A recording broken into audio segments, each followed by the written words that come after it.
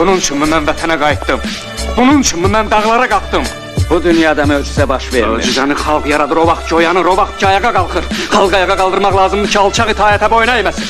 Xalq oyatmaq lazımdır ki miskin taleyine baxıb dəhşətə gəlsin. Qoy bu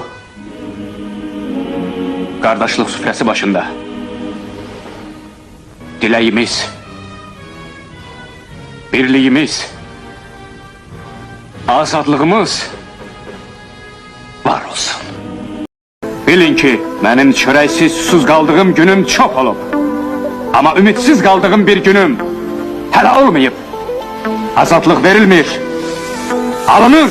Durmu? Əbəs yerə qırğına getmək böyük hünər deyil. Cəza dəstəsi çox güclü. Güclülərlə döyüşdə məhv olmaq şərəfdir. İgidlər üçün. Unutma ki ehtiyat da igidin yaraşığıdır. En büyük arzum seni görmək idi. Dağlara qalxıb huzuruna gəlmək idi. Ama seninki kılıncın qınında pas atıb. Səbr elə.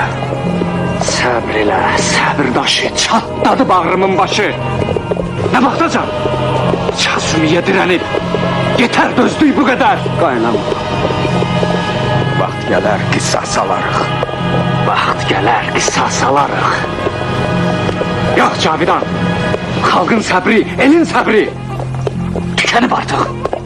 Benim ölümüm benim için son silahdır. Dünyaya mert gelip mert gidenlerin son silahıdır. Lakin sen anlamadın ki bu dünyada birce gün azad yaşamak 40 yıl boyunduruk altında sürünmekten daha üstündür.